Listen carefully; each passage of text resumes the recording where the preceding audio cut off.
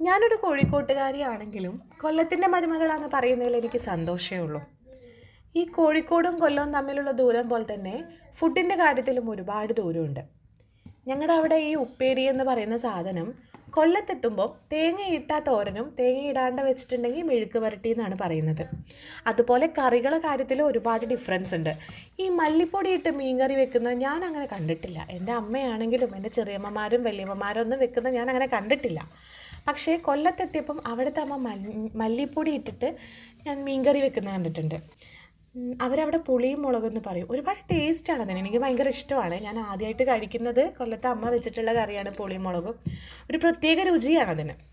അതേമാതിരി കുടംപുളി ഇട്ട് കറി വെക്കുന്നത് ഞങ്ങളുടെ നാട്ടിൽ എനിക്ക് തോന്നുന്നു അറിയില്ല, പക്ഷേ എൻ്റെ അമ്മ വെച്ചിട്ട് ഞാൻ കഴിച്ചിട്ടില്ല.